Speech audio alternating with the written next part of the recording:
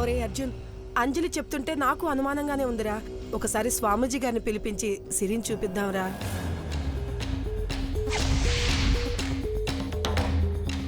అవునరా, ఇక సమస్యలు ఉండవనుకున్న ప్రతిసారి ఏదో అనర్థాలు జరుగుతూనే ఉన్నాయి.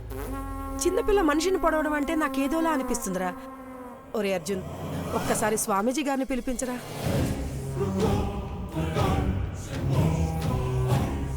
ఏంటమ్మా ఎలా చూస్తున్నావు? ప్రతి దానికి స్వామీజీ స్వామీజీ అంటారేంటి? ఆయన లేకుండా ఉండలేమా?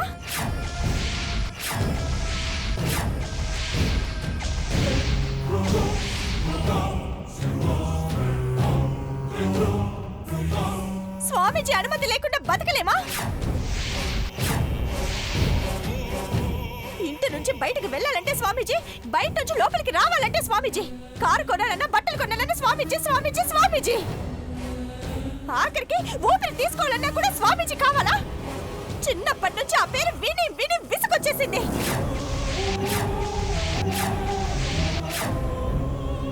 ఏ ఆయన లేకుండా మనం పనులు చేసుకోలేమా? ఒక పక్క సిరి ప్రవర్తన వల్ల నాకు పిచ్చెక్కిపోతుంటే స్వామీజీ అని మీ గోలేంటత్తయ్యా?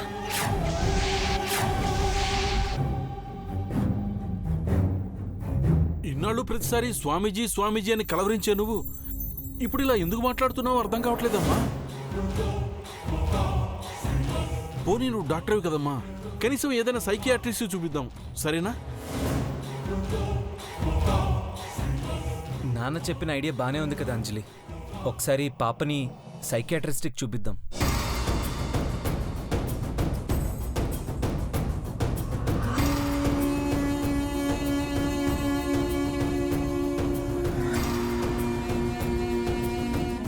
అమ్మా అంజలి, ఒకటి దేవుణ్ణనే నమ్మాలి, లేకపోతే సైన్స్నన్నా నమ్మాలి. దేవుణ్ణి ఎలాగూ వద్దనుకుంటున్నావు, కనీసం డాక్టర్కైనా చూపిద్దామమ్మా.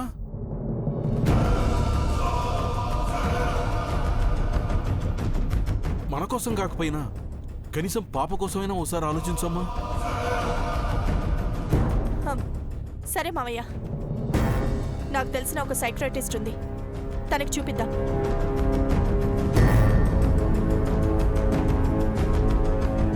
కానీ హాస్పిటల్ కొద్దు, తననే ఇక్కడికి రమ్మందాం. ఏదో ఒకటమ్మా, పాప ఆరోగ్యం బాగుపడితే అదే చాలు.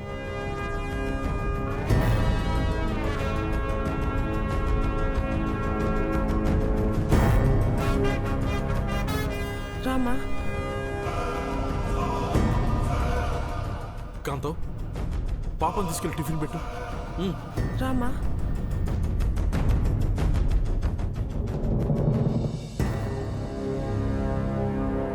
అమ్మో, ఆ పిల్లదయ్యం వెళ్ళిపోయిందని స్వామీజీ అన్నారు, కానీ వెళ్ళలేదు, పాపలోనే ఉంది. అమ్మగారు స్వామీజీని వద్దంటున్నారంటే ఇప్పుడు ఈ విషయం చెప్తే అస్సలు నమ్మరు. ఏం చేయాలి ఇప్పుడు? ఇప్పుడేం చేయాలి?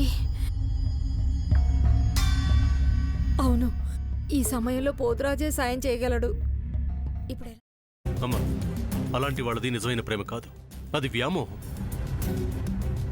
ఎగ్జాక్ట్లీ చిన్నత్త, నిజంగా ప్రేమించుకున్న వాళ్ళు అలా చేయరు. ఎంత మనసు విరిగిపోతే కన్న కూతుర్ని పట్టుకొని మా దృష్టిలో చచ్చిపోయా ఉంటుందా తల్లి?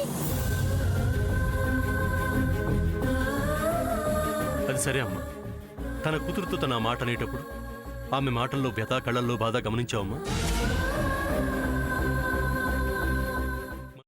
పెద్దబాబుకు బర్త్డే విషెస్ చెప్పు కూడా వెళ్ళాం కదా. ఊరికే ఎలా కాలిపోతుంది? మంట పెడితేనో పడితేనో తగలబడుతుంది.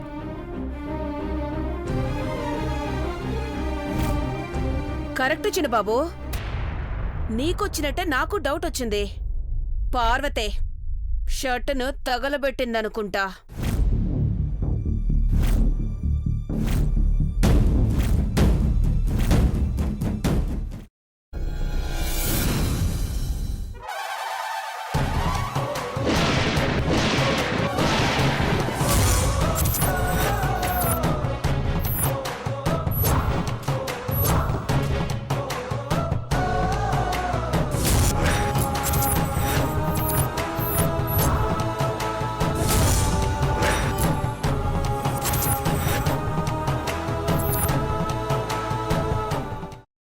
కాల్చుకున్న తర్వాత పొట్టు తీసేసి చాప్ చేసి పక్కన పెట్టుకోవాలి.